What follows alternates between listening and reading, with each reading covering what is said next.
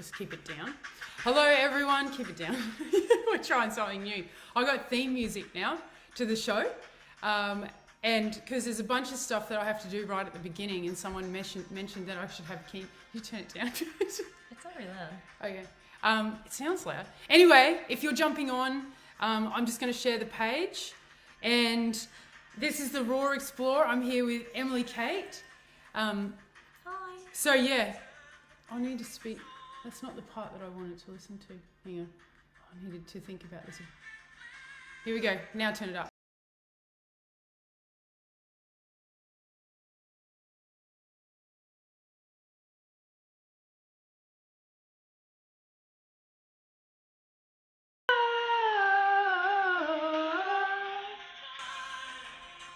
Keep going. Keep going. Turn it right. Bit of John Farnham. How's it? That was good.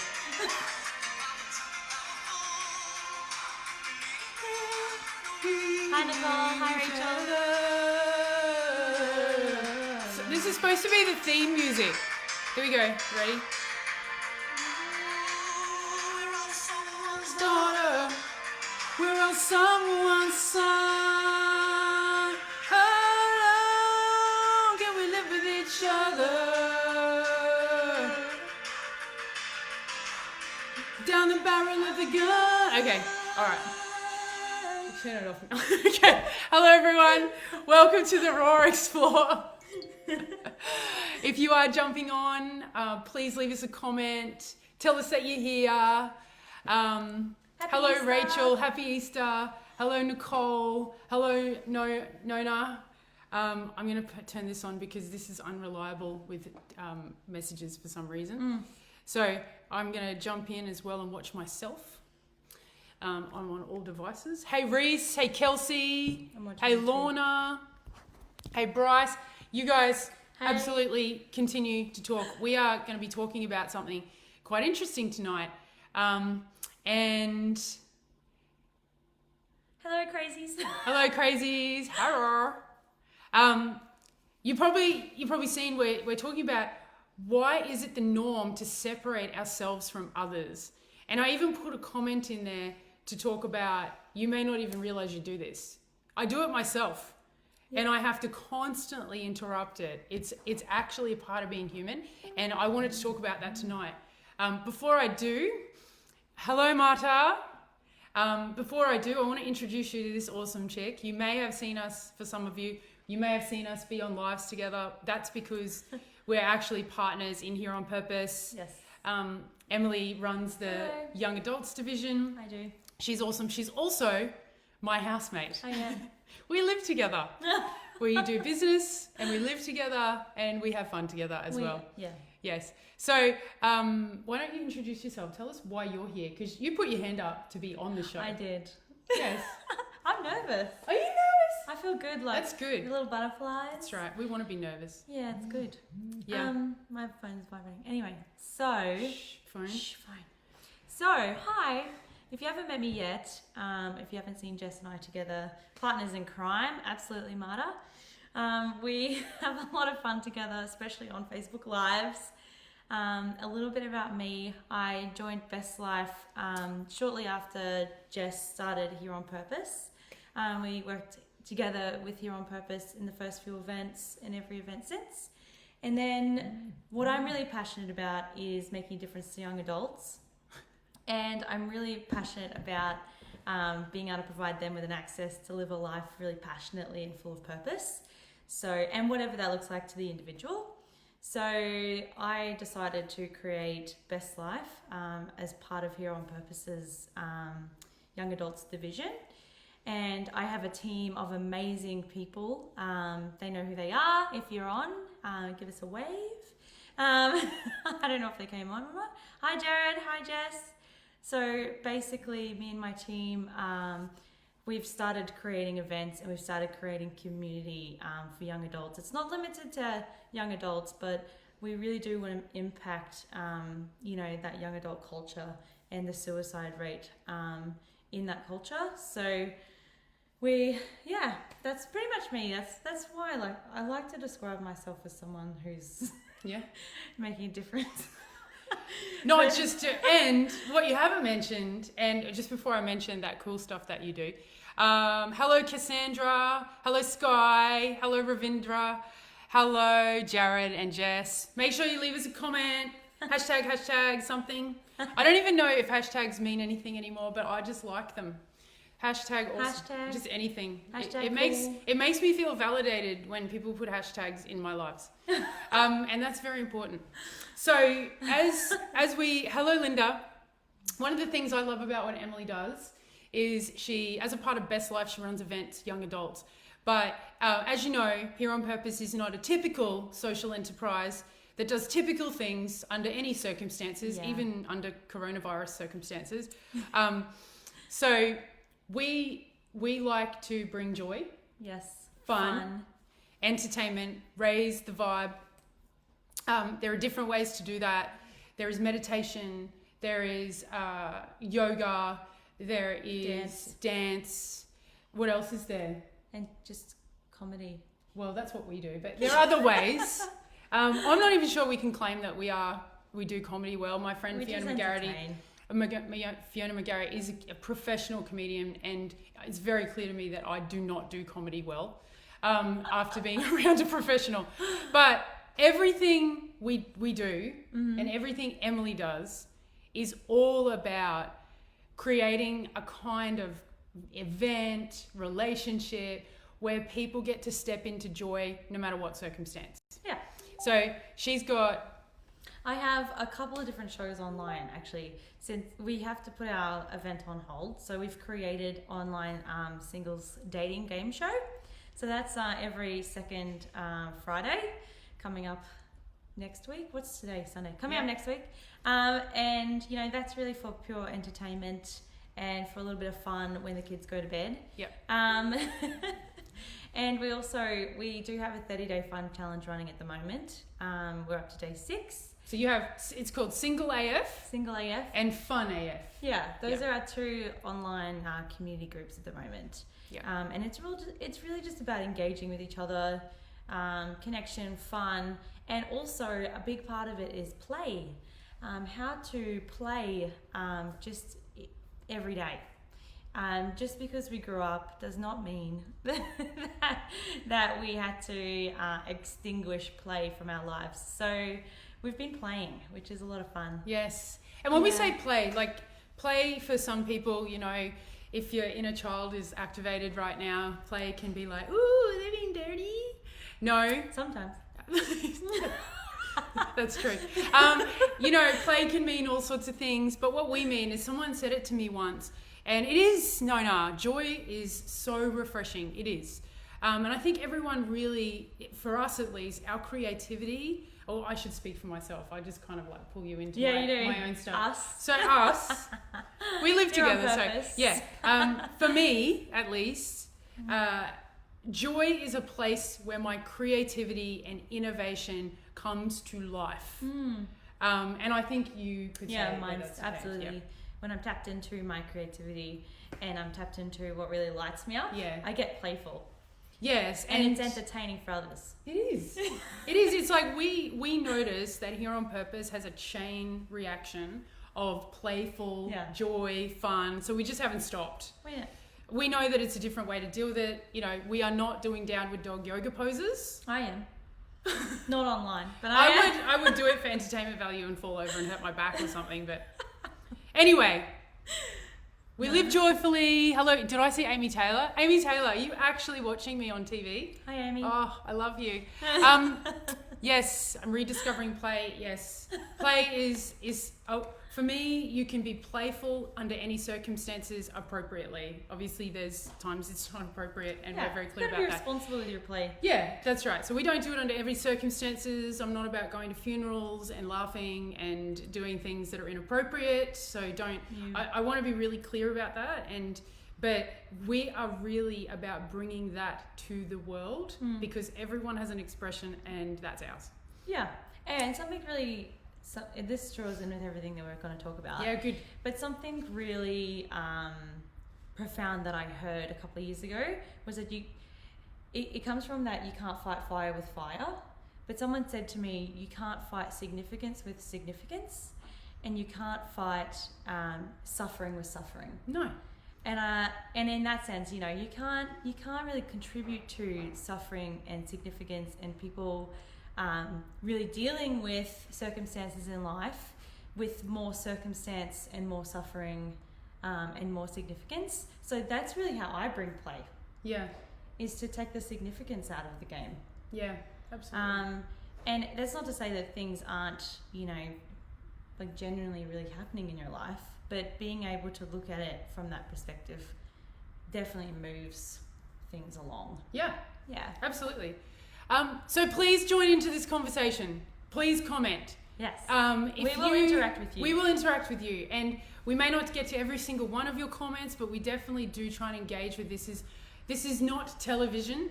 Also, it kind of is. It's social media vision. So what we do is trying to engage with you. And if you know of someone right now as well that would really like to talk about why it's the norm we separate ourselves from others, yes, please tag them in this and give them the opportunity. And please share this. This conversation is not a conversation that everyone has. And we've noticed it's kind of important right now. So if you can share this on your page so that more people can access this conversation, that would be great. We'd love that. And yes, please keep talking to us. Yeah. Okay. And Sky said she'd be bloody disappointed if people weren't laughing. Look, I agree. If people were just in general? Laughing at us? Are laughing at us or just in general?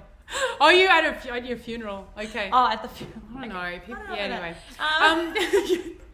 All right. So I have a few questions to ask you. Go for it. And we're going to explore this topic and separateness and the norm. And let's distinguish what that is. And I'm going to, just so you know, I know a lot about Emily. I know a lot about her story, and it's freaking moving and it's really raw. So we're going to get into that today. If Mum jumps on, hey Michelle, if Mum jumps on, hi Mum, I will say hello. But Emily's mum. But wherever essentially what I want to ask you is, I said to Emily, which I do to everyone that comes on this show, I said, what's the one problem, if you were to boil down one problem you think that would be the problem that solves all problems in the world, what is it? And she said, the topic of this conversation. Yeah.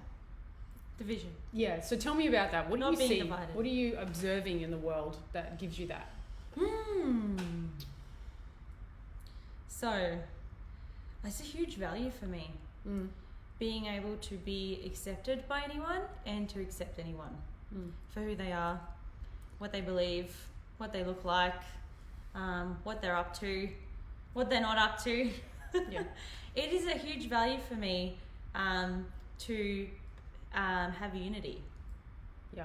What do you mean by that? I mean, you know, people say unity. It's like one of those kind of, I experience that it's kind of, I have my own view of it, but it's a bit of a throwaway line. Yeah. Oh, we're all one, we live in a utopia with peace. Is that what you mean? No. Well, I guess, look, I think it can look like utopia from this like daydreamer's perspective. Yeah. Like, oh, that'd be great if we all hold hands and skip along the rainbow. No, it's like that'd be great. That's a dream that anybody could walk into any country and be accepted. Anybody could ask for a hand. Anyone could speak up and just share like really rawly about what's happened in their lives and be completely accepted and loved. And I think when I talk about unity, there's a huge sense of like anyone belonging anywhere. Yeah. So And I mean, when I say that to people, they're like, what do you mean, like no borders? Well, kind of, yeah. We made them in the first place. You did mention So- that, yeah. So when I talk about unity, it really is like this another level of awareness in belonging and being able to belong anywhere and being able to be accepted anywhere. Yeah. By anyone. Yeah. Yeah. And as you're saying that, I'm just thinking, you know, these are terms we use all the time.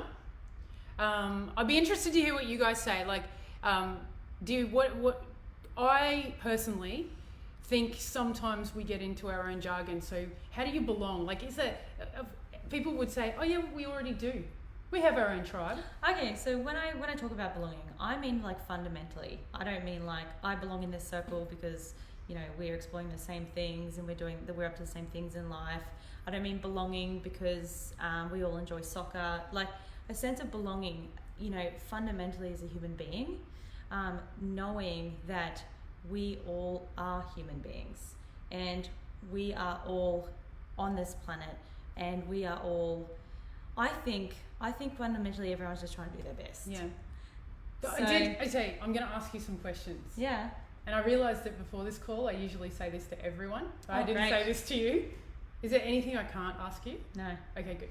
Just had to check. She usually knows this too. Yeah, well, But you can ask me anything, but I might not answer it. Yeah, that's good. That's good. That'd be my choice at the time. So, do you always feel like you belong? No. Even now, with all the work that you've done? Well, I have moments.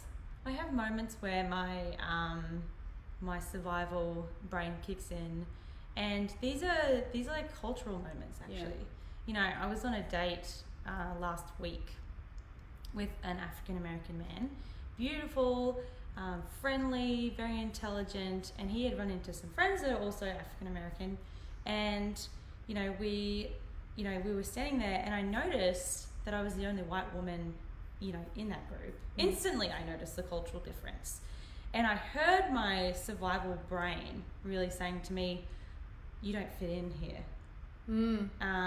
telling me, you know, are they gonna be able to relate to you? Maybe just don't say anything in case you make a fool of yourself. Yeah. And I was really like an overwhelming sense that I didn't belong there, and that I wouldn't be able to relate to them. And I heard myself saying that. Like I held it, I felt the body sensations, I felt the, you know, knots in the stomach, I felt my throat, like something was like stuck in my throat. And I noticed all those things. And then I went, well, I've done a lot of training, but really I went, who are these people? I really got interested, and I was like, you know, I don't even know who they are. And they probably want to know who I am. Yeah. So I kind of really gave that up because I knew that I had created that separation from within me. So I gave it up, and I started to just contribute to the conversation, and it was amazing. Yeah. I'd never met these people before, but you know, we were laughing, we're having an amazing conversation, we're getting to know each other. We have so much in common. You know, I played soccer for 10 years and they're a part of a soccer team, and it was amazing. And I was like, wow, I really do belong anywhere. Yeah. Yeah, with anyone. And look, I'm just listening to you, right? I just realised sometimes I have serious face on. That's and okay. I noticed that you're like, things are ticking away. Yeah, and I'm taking notes because I think you're making so many great points. That's okay. And I just want to go deeper into one because, you know, it's not typical for people to go into a situation with where you felt like you felt and just go, oh, that's my survival brain. Oh, I'm having this thought that I don't belong. Oh, like it's so clear for you. But You know why it's clear for me though? Right. I know that when I'm uncomfortable, Yeah. I know that when I'm uncomfortable, there's something for me to discover. It no longer becomes something that I want to escape, but rather something that I want to explore. About what? About my beliefs. Right. Yeah. So you're uncomfortable tells you there's something for me to check out about my own beliefs. Well, something triggered it. As soon as these people had walked up and I was on this date, right? The first thing that happened the first thing I told myself, everyone tells themselves things. You can't tell me that you don't hear. If you don't hear it, it's because you're not listening. But I told myself that, number one, I told myself I was uncomfortable.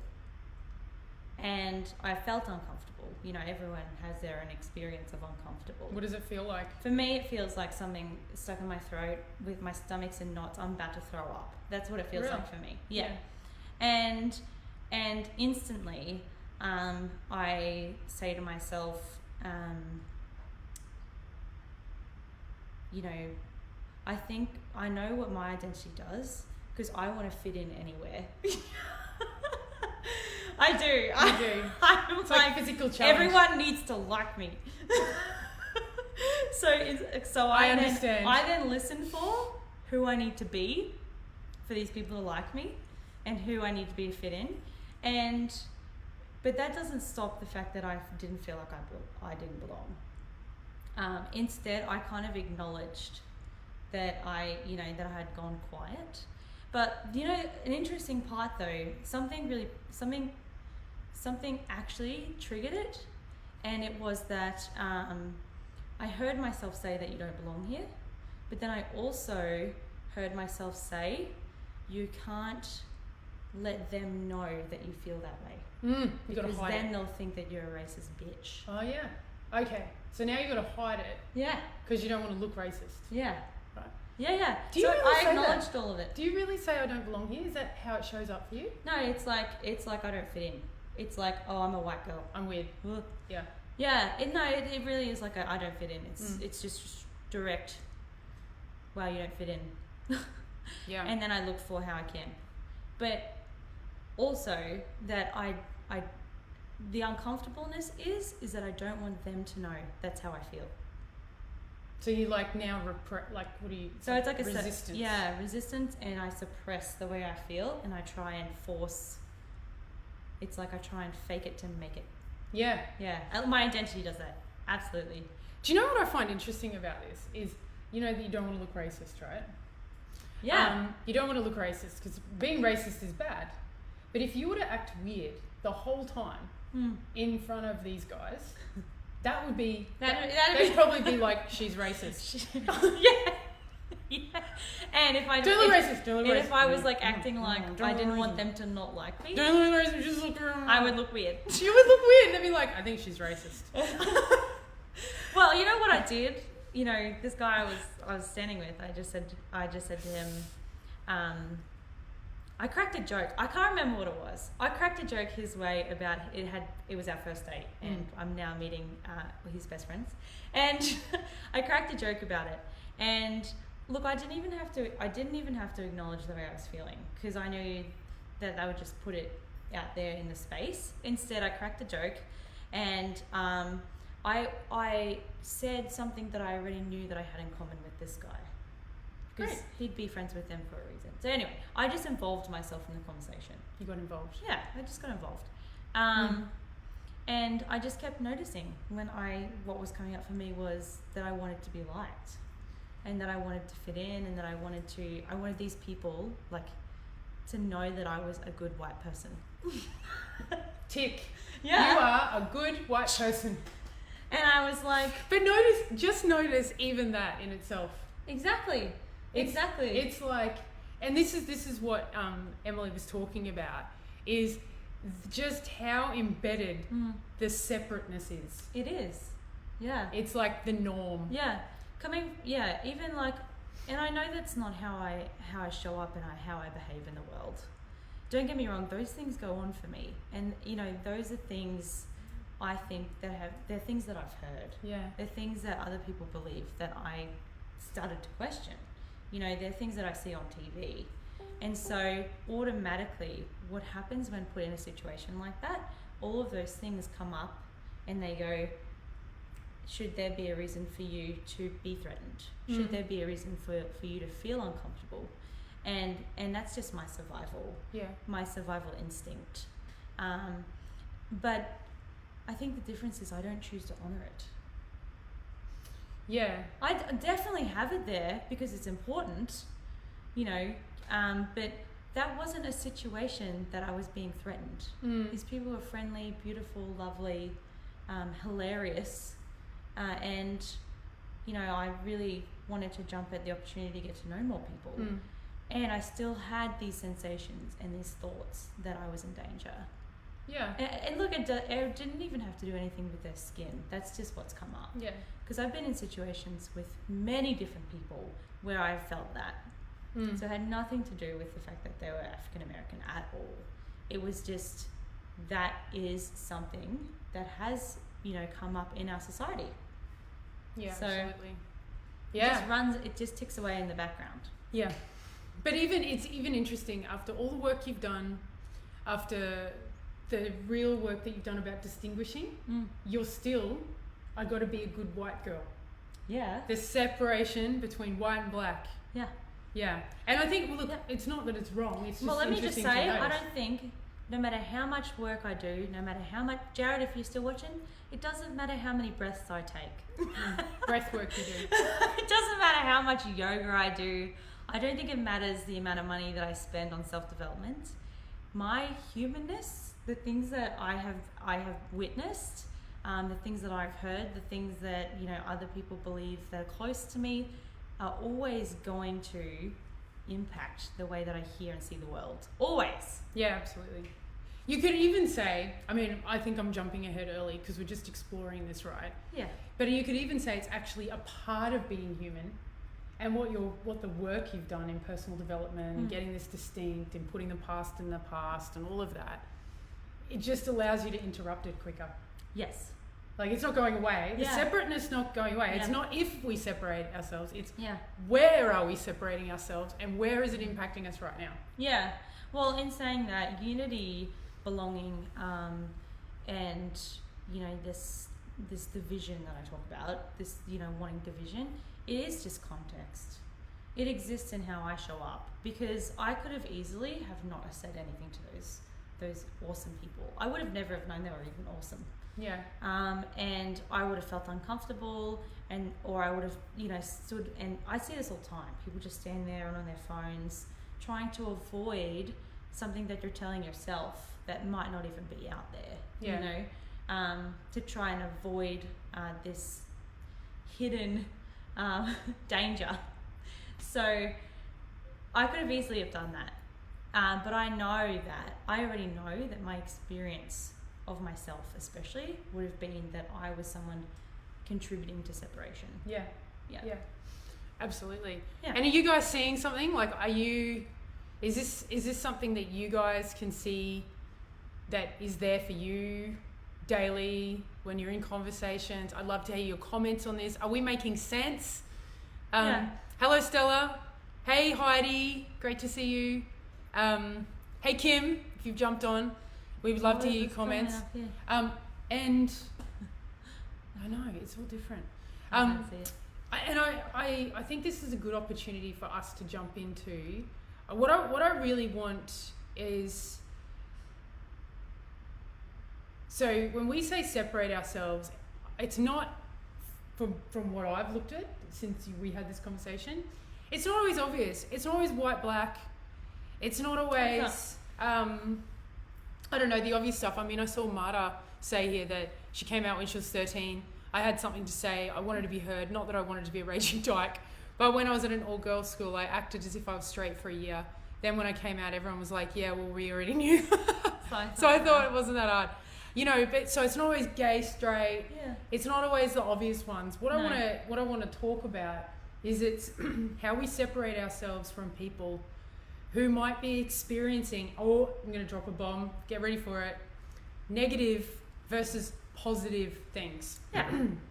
It's like, ooh, negative emotion, let's get out the sage. Okay. Yeah. Okay, someone just spoke negatively, sage myself. Or as opposed to, you know, how that separates us. Yeah. And the reason I'm talking to Emily about this This is is perfect. this is, I had this conversation this afternoon. yeah. Oh, it was amazing. And I want to talk about your family because Good, because they were in the conversation this afternoon. and Emily's got an amazing story. Yeah. So talk to me about where you can see we separate ourselves from those kind of what I'm calling negative positive. I'm talking people who are not being, like, you know, we're all about joy, but one thing you got to know about us is we are happy to dive into the not joy. Oh, yeah. It doesn't mean that we Yeah. that's a part of it. So ask the question again. What do you want to know? What did I ask? Tell me about that sort of separation that you refer to, where we start to separate ourselves based on people going through stuff or experiencing different emotions to us in the moment. Yeah. There's so much to that. Isn't there? Boom. So, what's this? Burning Lonnie. sage definitely separates the... Burning sage definitely separates the asthmatics from the group. It does. It does. Love it, Lorna. I love this topic too because we talk about how inclusive we are. We are. And this really doesn't, and this conversation includes everyone. It does. It includes the sage burners and the non-sage burners. Yeah. Let me talk about what's really present for me, and that's the conversation I had this afternoon. Sure. And I'm just going to talk from my perspective because that, you know, I live over here with me. So I'm just paranoid that you're talking quiet, but it could be. Can everyone hear me? Can everyone hear her? Okay. The kids are upstairs. I'm such a. But I talk so loudly that maybe you do. just yeah, that's fine. Okay, so as long as everyone can hear me, if they say no one anything. has said anything. No, but so what happened this afternoon? So I was sitting at my mum's house with my mum, one of my younger brothers, and my younger brother's best friend, and it was a very, very diverse conversation about all different topics, mostly controversial. Things that are happening right now that are really controversial, opinions. There was a lot of opinion, and there was a lot of, well, this right and this is wrong, and this is good and this is bad, and you should do this more and you shouldn't do this more. And I found myself starting to feel really uncomfortable, even with my own family, right? And let me just paint a little bit of a picture. Okay. When I was younger and this sort of stuff would happen in my family, instantly I would go to, you guys are all wrong, you're talking shit, you have no idea what you're talking about, why can't you just be more loving? And I'm one of those people that used to go to the positivity train, and I'd be like, just lighten up, Yeah. take a chill pill. So you'd negatively argue that they should be positive. Yes. I love it. I How good we are. Or if I didn't even want to go there because I was too good for that, I would take myself out of the conversation. Okay. And my reaction would be to not react, but to sit there in silence and not contribute to the conversation. So silently judging all their actions. Oh yeah, sitting there being like, for God's sake, Silence does not equal humble, people. Does not. It does not. It can sometimes be just as deadly as saying something. But the thing is, the impact of this and me being this way was that I would not have conversations. I wouldn't interact with conversations with my family that I deemed negative or too opinionated, because I did not want to contribute to that, to the fuel, that toxicity fuels, kind of how it existed in my mind. I didn't want to be like them. Yeah. And I didn't want to create that. I wanted to live this happy-go-lucky life. And so, yeah, okay, someone's laughing, I get it. And yeah, I spent a long time doing that. And there was a real separation between me and my family. Yeah. And the only time I would connect with my family or allow connection is if everyone was really happy and joyful. If they weren't happy and joyful, like everyone, if there was one person that wasn't happy and joyful, I'd make them wrong. I'd get the guilt pants on and I'd be like, you shouldn't be that way because we're all just trying to have fun, and that I used to get told that I was just, this perfect, nice, bubbly person. And my family, I was hearing and witnessing were like, oh yeah, you haven't seen her when she's angry. You really haven't. Or when she's upset. And then I would make them wrong for telling other people that I wasn't this positive, happy-go-lucky person, and I would get really offended. And anyway. So I played out like that for a while. There was a lot of separation. I had a lot of secrecy from my family. And it really hurt because I really, really loved them. And there were some really big things happening in my family that I could not contribute to. I really couldn't. Like what? Like my brother wanting to commit suicide. I just couldn't. And the family knew this was going on? Oh yeah, everybody knew. We were hiding razors in the house. Constantly having to hide alcohol, hide knives, everyone constantly walking on eggshells. If anyone was upset, everyone would be like, if Nick's in the room, don't be upset because it might trigger him. And, my brother is amazing. And look, just so you know, family knows that we're having this conversation. Yeah. It's all... My family, they're very happy with the way that I share. Yeah. And I'd be responsible for that. I would never, I'd never say anything about my brother that I don't think he'd be uncomfortable with me sharing. Yeah, of course. So I'm appropriate in that sense.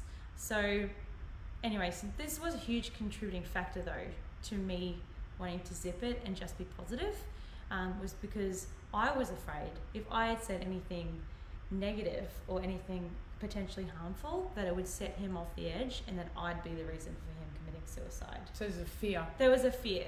There's huge fear that it would be my fault, and I wouldn't be able to live with the regret of that. So I developed this way of being bubbly, being positive, and shutting anyone down that was anything but that. Because of that kind of belief that if you guys are not positive all the time around him, then he's going to commit suicide, and then we'll be responsible for it. There will be responsibility, be our fault. Yeah, right. Yeah. And so, and I know I'm not the only one in my family that had kind of created that listening and that way of being. And so I'm sure you're not the only one listening to this that gets that either. No. That's very understandable. It's very relatable. It's very relatable. I've spoken to so many people that are like, I totally get that. And there's this real sense of suppression. Yeah. How does this relate to separation? To separation? Yeah. Separating yourself from others. It does. It's emotional separation. It is. Yeah, you're really like, I really experienced, and I didn't, at the time, I didn't realize how not to do this too, let me say. It's something that I actively noticed about myself and I hated about myself, that I could not contribute to something that was, someone that I loved so deeply. So I have total compassion for anyone out there that has been through in a situation where they suppress themselves and they totally shut down when there's someone or something happening in their lives that is so profoundly huge and impactful that the only way they know how to deal with it is to put the positivity pants on. Yeah. I get it. Well, it's interesting you say this because you just said it's emotional separation. So it's like black, white, gay, straight, pick something else. I don't know. Positive, negative. Iran, good, Iraq. bad. I don't know. Okay. Yeah. Whatever. White, black. White, black, it's good, all, bad. Yeah. It's the same thing. It's like separation. What this is going, you're having an emotional experience here. I need to do the opposite. Yes. It's like, I can't actually meet you where you are because I have no idea how to deal with that. Yeah, I didn't want to contribute to the suffering.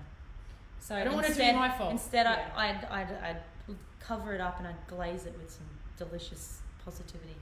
What sort of things, I'm curious about this because my favourite one I used to do, because I used to have the positivity thing going on, Pollyanna thing, and it's like, I'd go, what was it? It would be like, look at the bright side. It's like, no one wants to look at the fucking bright side. No. When they're wanting to top themselves. I even know when someone says that to me, I'll punch them between the eyes. I'm like... When I'm in a bad... Like, you... I know. Well, yeah. We are fully express bad moods here. Just so you know. I'll come in all upset and Jess will be like, what's wrong with you? They're like, nothing. Yeah. Like, anyway. So, and I actually feel uncomfortable around people experiencing what I call negative emotion. I do. I just interrupt it a lot better now. I usually call it out. I'm like, I'm doing that thing now where I'm going to try and fix you. Yeah. I need to fix your negativity. Yeah. And I call it out and we have a good conversation about it. But what the other one... what does it look like? So how it looked, let me just give you an example.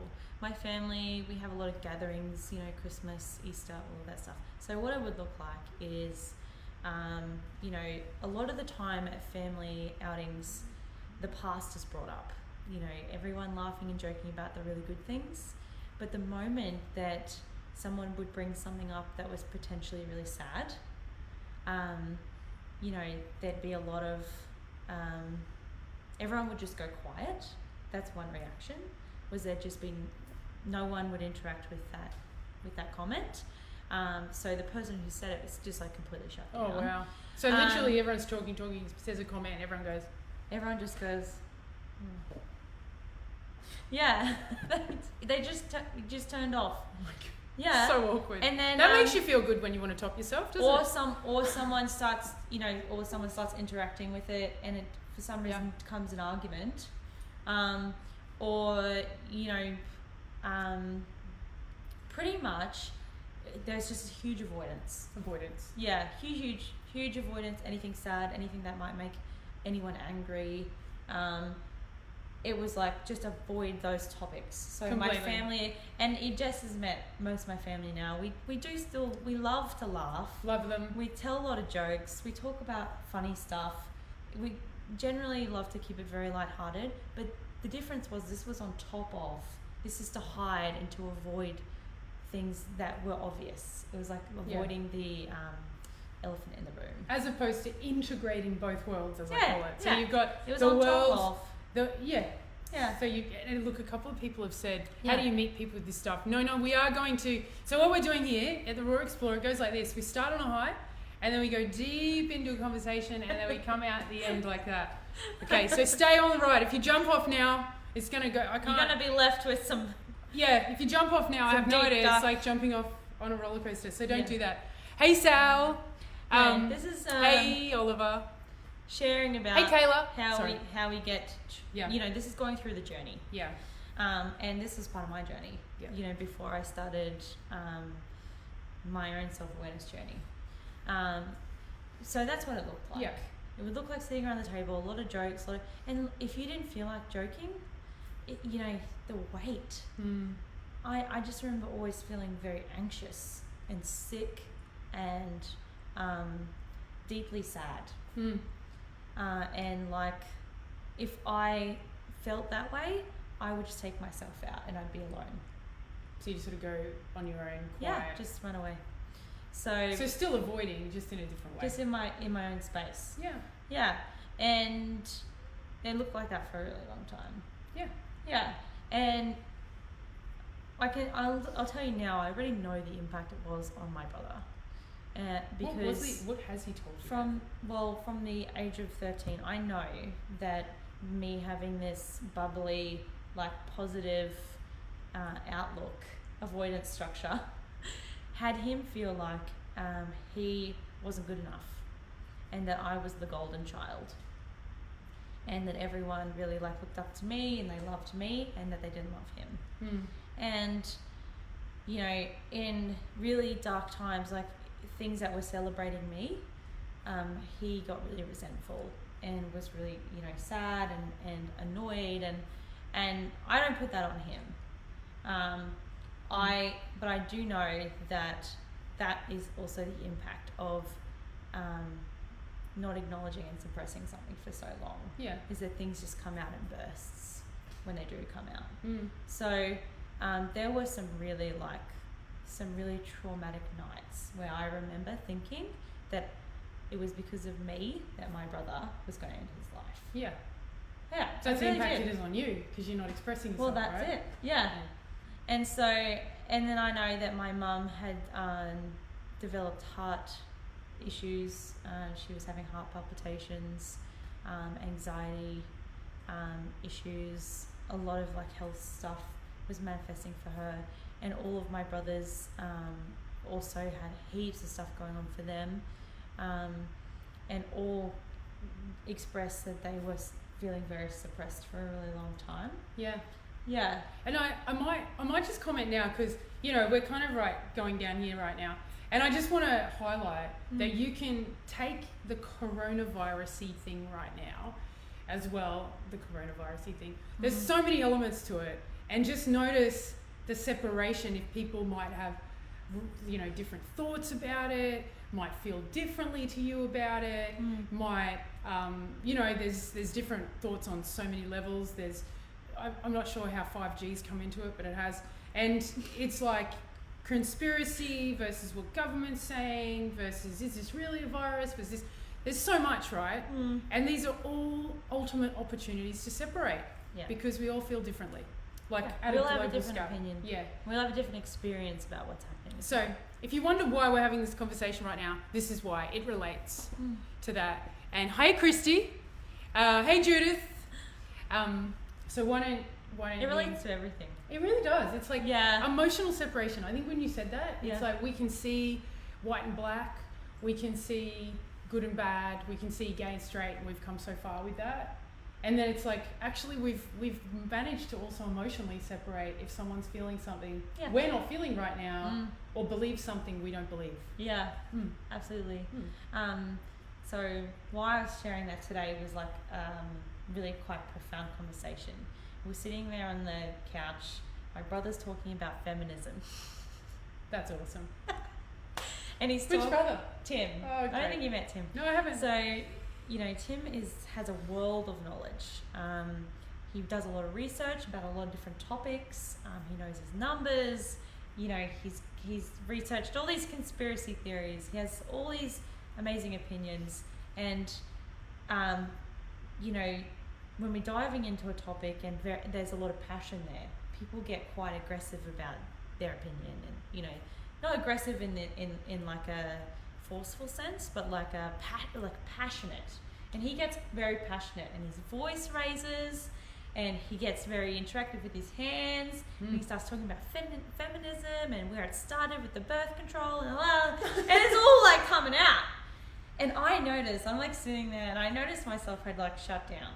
I stopped talking, and I was no longer interacting in the conversation. That's the first thing I noticed. Was my mum noticed how uncomfortable I was, and she was like poking me and kind of checking in, but not trying to make everyone, you know, not make it obvious. But I could actually, and I'm like, why is she doing that? Oh, okay, it must be my face.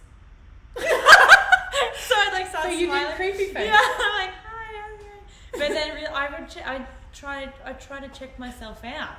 I was like, check out. I don't want to be a part of this conversation. It's too confronting. So you noticed the emotional separation. And I noticed, and I felt sick, and I felt my throat was like blocked, and then I felt the butterflies, and I felt angry, and I was getting agitated about what he was saying. And then I noticed my brother had noticed that too, because then he was like talking louder. He was like giving me more knowledge and more information. Because that's what's interesting. When you emotionally separate, both sides get stronger. Yes. So it's like the passionate person thinks, if I'm more passionate, I'll make them more comfortable. Yeah. And the one who shut down goes, if I shut down more, they'll stop. Yeah. And I even noticed myself It's awesome. wanting to pick up my phone and go, oh, look at the time. I have to go now. What's the weather? Really? I was like trying to look for a way out. Yeah. And firstly, my body had found its way out. It was like, we're uncomfortable. And then my mum, it gave my mum permission to tap out. So she's like, so, and she tried to start a side conversation with me, kind of ignoring him. And then I was noticing that was making him upset, you know, because he then was expressing something to us. And mid-conversation, I don't think Mum even knows she did this, but she goes, so, you know what happened with your father? And I was like, there it is. I was like, there it is. I can see it all. I can see it all happening. And then my brother and our family friend, are getting into this heated debate, and now it's like men against women. And me and Mum are on this side, and they're on that side, and I was like, I gotta defend us. And I'm like, I could feel it, all these like things going off in my head.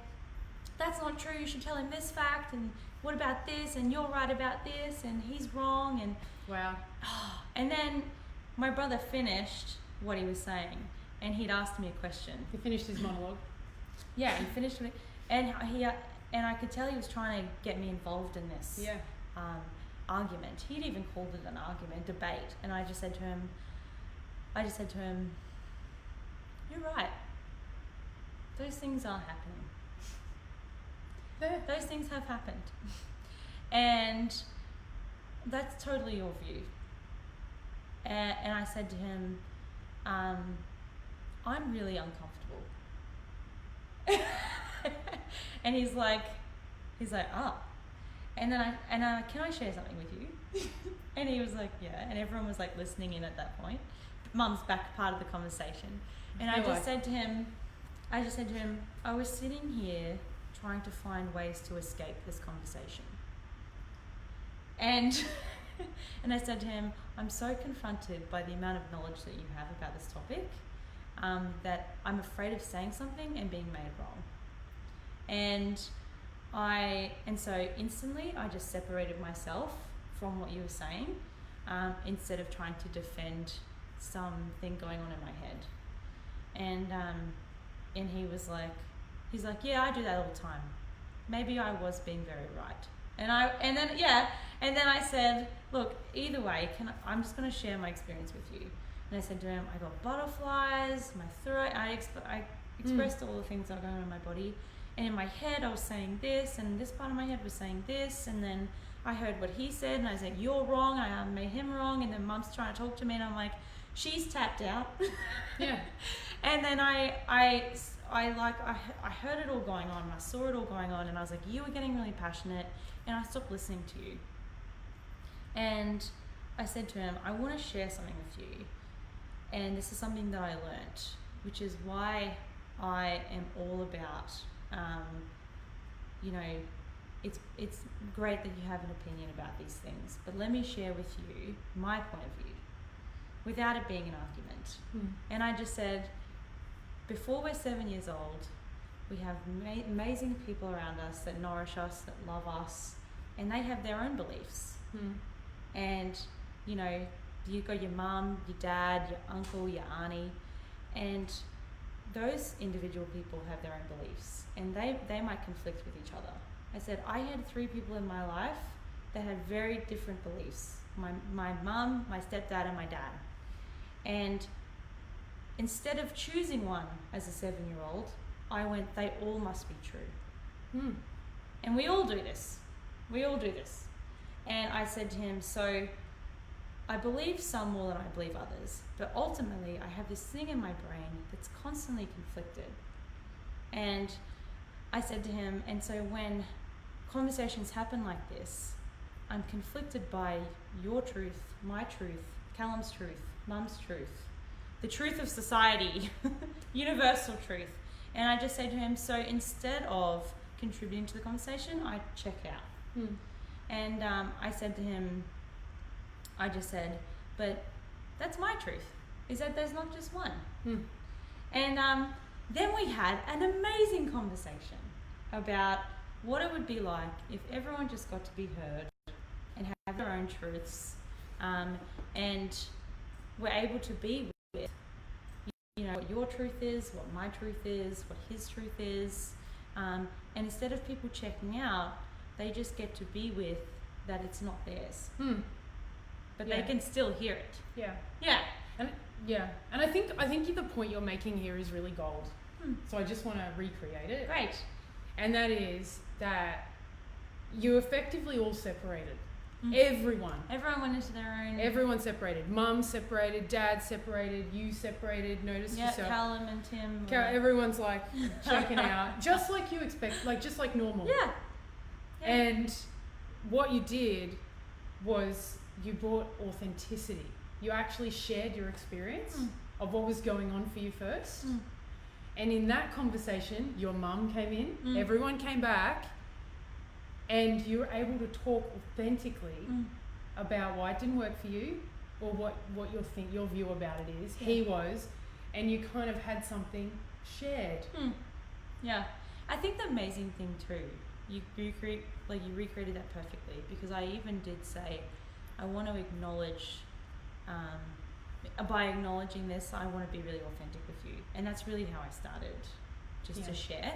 But what that had then created was an access for everyone to get how they show up like that. Because my brother started sharing about him and his partner, and how sometimes she's saying things to him and he just goes, not like that, but he just mentally checks out, and then she gets more aggressive and more, and then we all started to talk about and share from that perspective of when we show up like that, and that an in reaction is still reacting, not reacting, or trying to pretend that you didn't hear what was just said or what's going on, is still a reaction to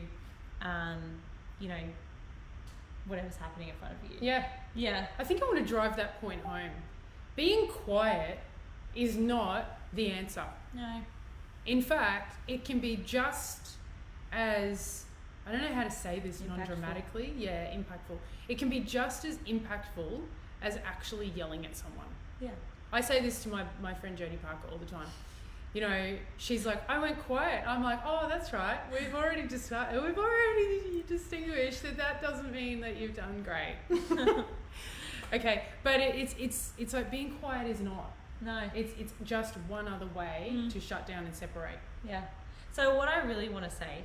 Can we go back to your brother? Yeah. Because Yeah. they're probably going. So what I want to close that up so not everyone thinks he's still left like that. My brother's doing amazing. So I started really noticing, like I just shared with you, and acknowledging when I was uncomfortable. Is this going back to his suicide? Yeah. So my brother was suicidal from the age of 14, I think, roughly, until mid-20s, early mid-20s. And, I really got that it wasn't just me contributing to his environment, it was my whole family. So me and my whole family, I went and individually shared with them where I had been suppressing myself. And whenever there were these negative conversations or anything that was really like tense would show up, I'd check out. And then I'd make myself guilty. I'd feel guilty, and then I'd be like, something wrong with me, and then I'd feel separate, and I wouldn't talk to my family, and I'd become very secretive. So I realized I was doing that. I shared with everyone. I acknowledged that I was doing that, and I went and said to my brother, this is a really heated moment. We were very drunk. Well, he was very drunk. Some stuff was happening. Some shit went south. I'm just going to say that. Shit went south at this family party. And my brother, it was almost like his whole world had caved in. And he went storming out, and instead of ignoring it and la la la la la, I chased after him. And I felt really uncomfortable. I felt stupid. I felt like I wasn't even myself. And I yelled after him and said, I love you! Wow. Yeah. It's like a movie. I did. I was so dramatic, but I was like, I fucking love you. And then he walked back and he gave me a really big hug. And I'll never forget it. We sat on the step and I just told him, don't you ever, ever leave like that. We can solve anything together. And I just got how much of a difference that I could make. That we just sat there in total vulnerability, and I expressed to him how much I loved him, that he was needed, that he was necessary, that I was going to do whatever I could to support him with whatever abilities that I had. I hadn't done any self-development at that point. I was just very clear that I was no longer going to leave any conversation or circumstance with my brother feeling guilty because I hadn't said anything. So from that point, I told myself to show up for him. And there were many moments where I got an opportunity to do that.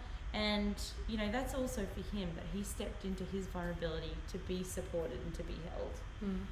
And we've had some amazing moments. And he is flourishing in his life. He's living with his girlfriend, and he's in contact with the whole family. And I'll say this too. I'm not the only one that gets to show up like that in my family. Now my mum, my brothers, and my dad, it's like it's given them permission to be the same way with him. And I want to, because I know your story, I want to just go a little bit deeper for some access. Okay. Because whilst all of that you did, and that was a beautiful moment between you, one of the things that I'd love you to talk about is when you stopped walking on eggshells and you started calling things out. Whereas we think, and I think this is what I think was really great when I spoke to Emily about, here she has someone in her family that is threatening suicide. People are hiding razors, hiding alcohol, terrified that they're going to be the ones to send them over the edge, right? And you all thought that how to deal with that was not to speak. Not to react. Not to speak. But when you started speaking and calling things out is when it actually stopped. Yeah. So could you expand on that? I can really speak from experience. Yeah. So let me share. So there was, you know, and yeah, there really was agreement in my family that my brother was aggressive. And there was agreement in my family that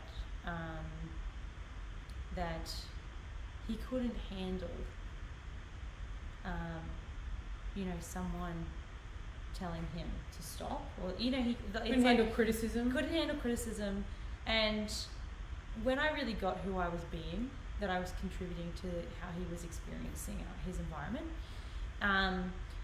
I I ended up realizing that those opinions were more harmful to him, and having that agreement in our family was ultimately what was really creating his suffering.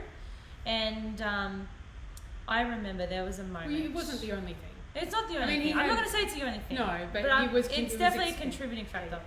And there was a moment. So my brother's girlfriend had moved overseas. This is quite recent, in the last couple of years. Had moved overseas, and he was very sad. He was moving over there with her. There was a matter of money and time. And you know, my family were like, he's not going to do it. Nick doesn't go overseas for just anyone. You know, they haven't been together very long, and that, you know, everyone was saying, and everyone had their doubts, and everyone was like, you know, had those running agreements and opinions about him, that he's just going to go off the rails again. Basically, is how they describe it, yeah. right? And when you say agreements, you mean you all hold the same belief about something? Yeah, an agreement that that someone is a certain way, and then everyone goes, yeah, they are that way. Yeah, they are that way. Yeah, there's they are belief, that way. and what was that belief? That Nick was sensitive and you can't say things to him? Well, that he was destructive. That he was destructive. Self-destructive. Right. Self-destructive, right. So I was in the car with him, and I was driving him home, and he had a bit to drink, and he was quite agitated, and swearing a lot, and didn't want to talk, and very like, fuck the world. And I was uncomfortable. I was like, oh my God, I'm driving him home. I don't know what to say. I don't want to set him over the edge. All of the, normal stuff going on. And we parked out the front of my mum's car. And I said to him, I just turned to him and I was like, what are you concerned about? He's like, I'm afraid that she'll move on if I don't move over there and be with her. And I said to him, well, we better get you over there then, hey. As it was just a lighthearted joke in my uncomfortableness. Yeah. And then he laughed, and then I tried to relate to him with past experiences. I had a boyfriend move overseas, and it was really heartbreaking. And I remember feeling that and knowing what it was like, and I was like, wow, he is actually really suffering. And I just turned to him and I just said, I think I can relate to how you feel. And he said, you can't relate, no one can relate. This is the shittest feeling ever, I can't deal with this.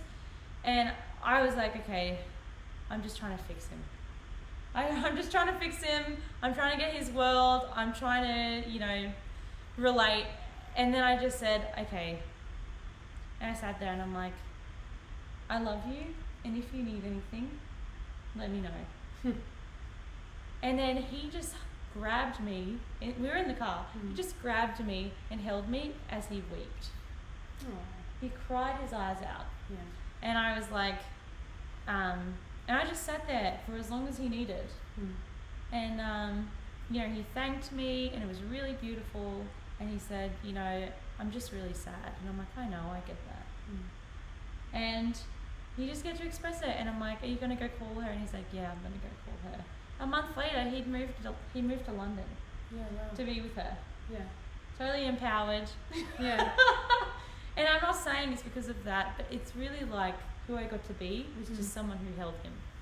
And not afraid that him being upset would send him over the edge. Yeah. But that being upset and being sad sometimes is completely acceptable. Yeah, wow. Yeah.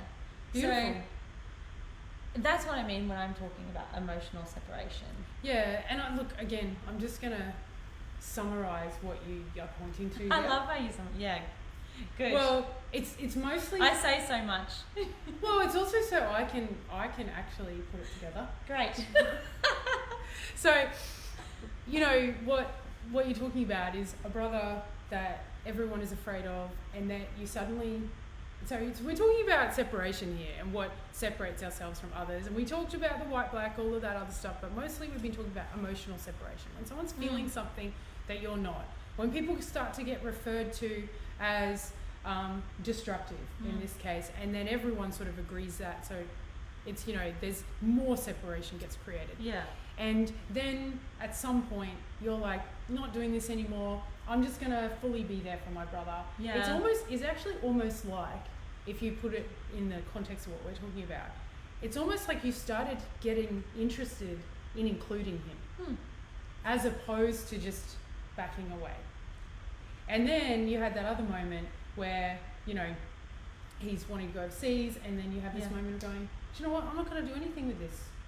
I don't have to try and fix it. No. I don't have to positivity my way out of this. I was trying to figure out ways to give him thousands of dollars. Yeah, and then you're like, well... And then, you just went... Surrender. You tell me what you need and I'm here. And that's all he wanted to hear. Yeah, he just wanted support. He just wanted to feel supported. Yeah, and heard. Yeah. It's interesting, I have that experience myself. I was like, as you say that, I'm like, I know that experience of just wanting to be supported and having like crazy little angry outbursts and going, making no sense. And actually, I just want someone to listen, do nothing, and just say, I'm still here and I still love you, even though you had an angry outburst. It's like all you want. Yeah. And so just to tie that back, because I'm like going, so how did the whole thing get resolved? Because it's people deal with suicide for a long period of time. Everyone knows someone who's depressed, has anxiety or has depression, anxiety, is concerned for someone, maybe even thinks, I hope that person's okay. I'm not saying you have the answer here, right? Yeah. But for your own experience, because, we're not mental health professionals. That's we're not. We're sharing only from experience. Well, this is something that it was the reason why I wanted to contribute so much of my life to making a difference to others. Yeah. In this transformational, self-development platform. And the only real answer that I have for people is to get the fuck out of your own way. Because I knew that it was my concerns and it was my fear that that something I would say or do would cause him to do something.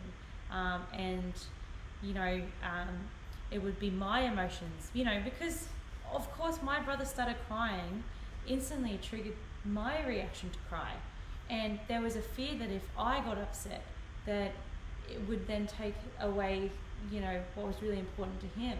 But instead just giving it up and being like, no, I'm just going to be in his world. And what does that look like? Is that actually what resolved it?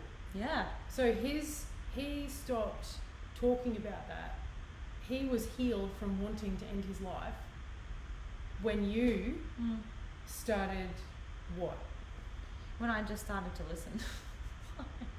I know it's really simple. No, it probably is. It's really, really simple. I started to realize ways of being that I started to be like avoidant. I was avoiding him. I was avoiding hard conversations. I was avoiding getting upset. I was avoiding saying things that would trigger him. I was avoiding the rest of my family not being negative.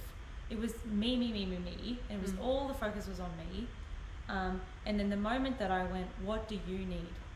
I'm here for you. I support you. And those words were really uncomfortable because it was no longer about me. And I just started to get interested in what it looked like to put all of my shit aside and just say, I'm here for you. And not regret saying that because of what they might ask of me. Because what if they ask something that I'm not able to deliver?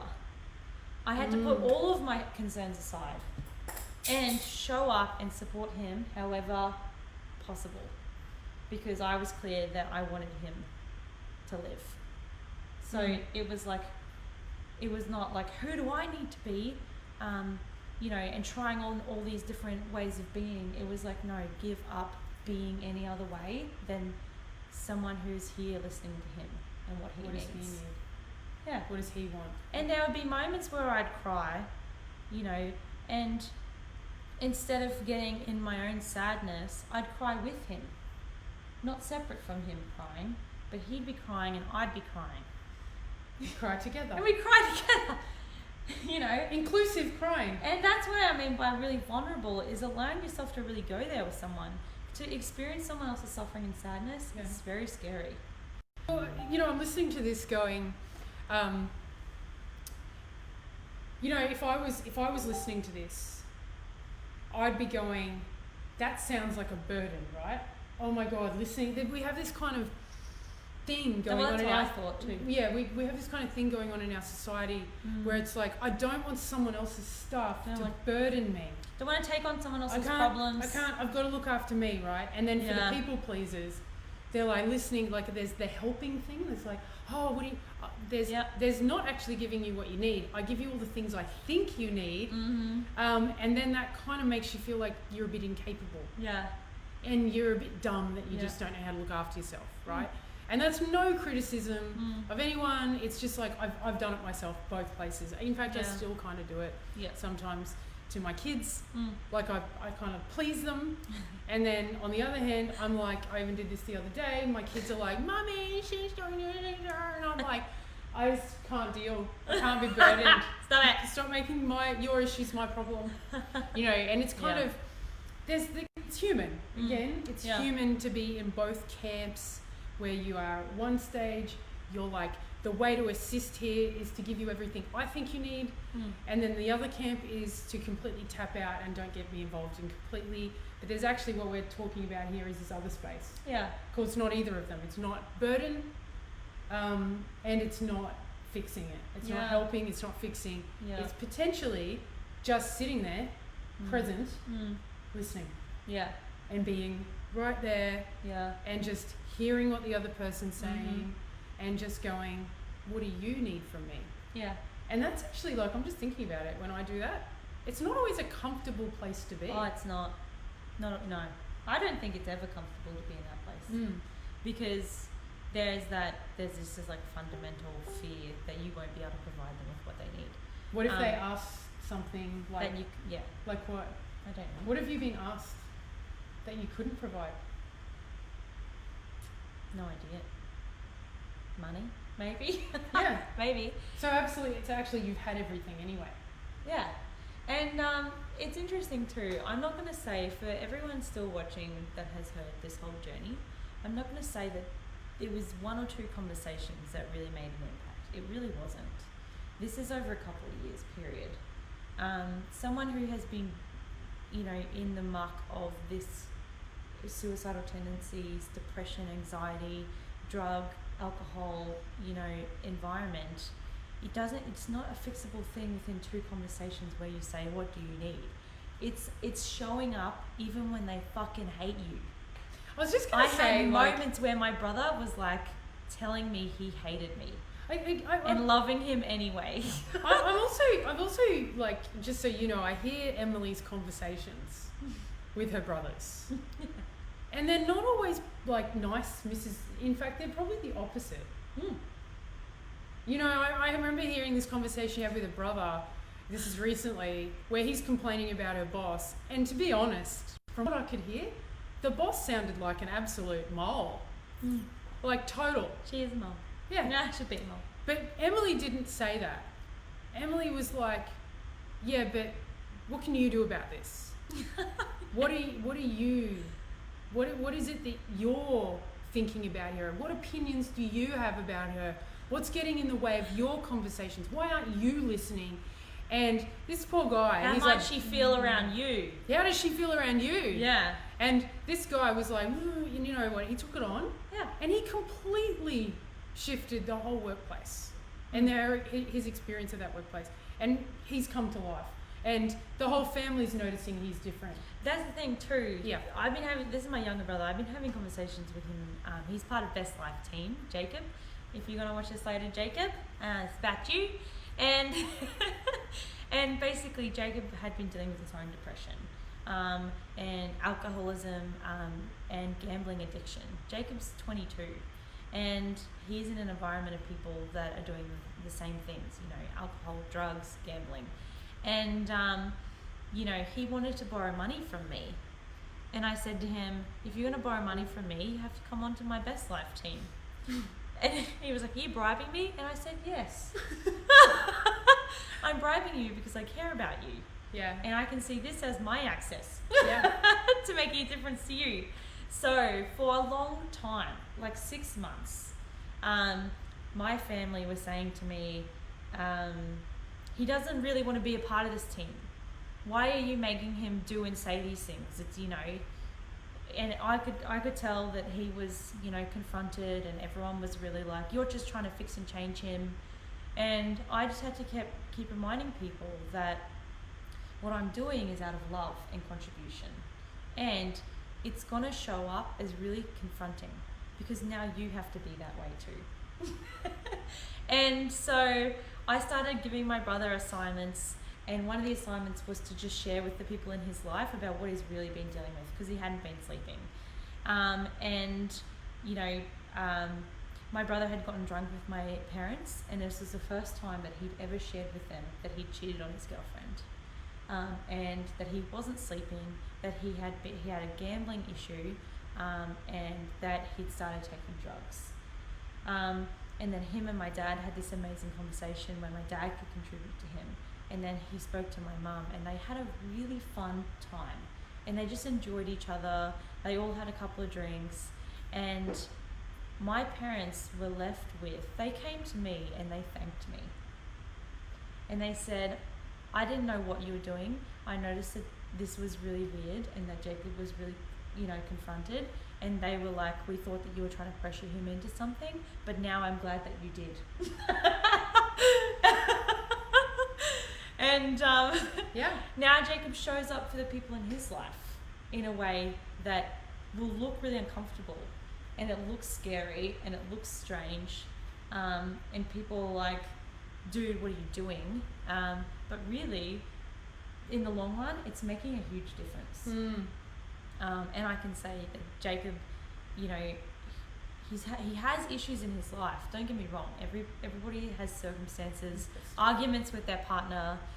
He has these things, but I can tell you they're getting resolved very quickly. Yeah. He's sharing, and he's, you know, putting the pieces back together. Yeah. Yeah. Absolutely. And look, we've gone a bit over. I We've think we've gone 15 minutes over.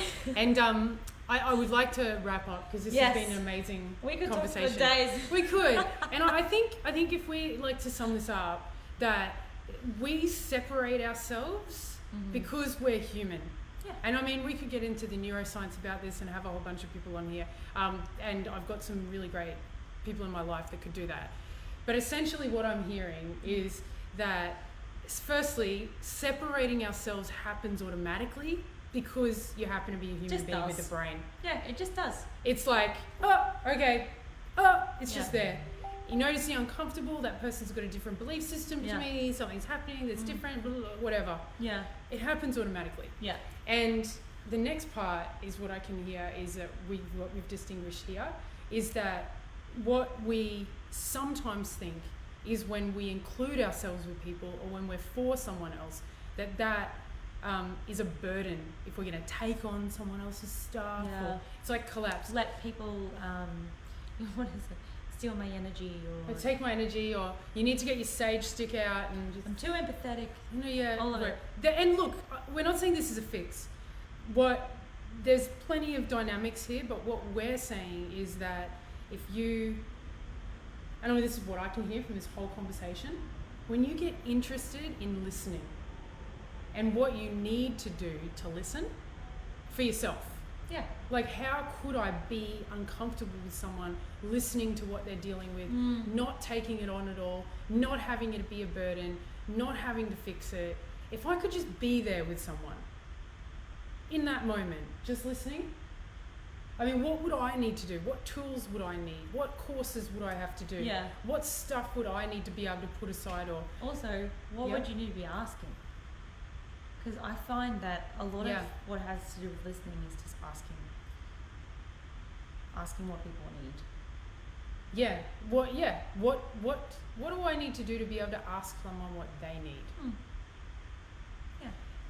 Yeah, and like at another level, I'm just going to go next level because we've talked a bit about that. The way that you are with your whole family, by the way, it's not just your brothers. No, it's not. It's your mum, your dad, everyone. We're all like that with each other too. Not It's just like me. the next level is you start calling people to be freaking giants with them, with themselves and with you. You start not listening. You start making demands. Like, okay, go talk to your boss and tell them you've been like that. Yeah. You start, I mean, what was it? What did it actually take for you to become big, bold in the name of inclusion, including all people, including all things? I mean, what would it take? Love, Marta says love, acceptance, support. Yeah. It is a good question, Nona. Absolutely. Yeah. Who do you need to be? Yeah, I know. What do you need to take on? I don't like using those terms only because it's a bit jargony. It's like, what's what the do you accent? need to take on? What would you need to think? What would you need to do? What would you need to kind of what thoughts and feelings would you need to become comfortable with in some sense? Because you're never going to be comfortable. But it's like, good question. How could you give up burden and give up needing to fix and just be there? Yeah. What would that take to just be with the person in front of you, no matter how they are? Yeah. And I mean, I think when we really get to just be with our own things, because I know that I want to tap out and I want to separate myself. And you experience that. I come home and I'm like, I just want to go to my room. Sometimes. I don't want to talk to anyone. You don't say it like that. I don't even know. I'm like, go away. She walks in and she literally, she goes down the hall, walks up the stairs. As she does the turn, she's like, I don't want to talk. And she keeps walking. Very direct. Because I'm like ready for a chat at Jess any time of the is ready day. to just go. And I'm like, no. So inside of that, I know that I want to tap out. Constantly. I notice myself wanting to be separate. And having compassion for myself, I think is a really big part of asking. You have to ask what you need. So then you can tell others. I think that's a huge part of, creating unity. What do I need? So that I don't have to be separate. I can just be. Yeah. What do I need? That's right. Yeah. What do I need? And then being able to communicate that, what Absolutely. you need to others. Yeah. All right. Well, we've been going for 1 hour and 22 minutes. Huge topic. Absolutely huge topic. Thank you, everyone For who's those, stuck with us. Yeah, those that are still on, Marta, Nona, Yes. no doubt, Rachel, Stephanie. I know if you're still on, we'd love to say thank you for being on here. Thank you for those that tuned in at some point. I know that this, everyone's doing stuff. Yeah. And hello, William. And for people that we missed to saying hello to, if you're still on, hello. Thank you so much for tuning in and being a part of this conversation. And like I said, relate this to anyone or anything right now which has a different belief, different view, different concern, different feeling, different emotion, and just start talking about it when you notice it coming up, and just see the difference that it could make. Lorna, thank you. Lorna, thank you. She survived. Can I just say thank you for allowing me to share my journey, and thank you for allowing me to contribute to you in what you might be dealing with. And to my family as well, thank you for always, you'll probably watch this, Mum will definitely probably watch this, but thank you for always just trusting and for accepting me and loving me anyway.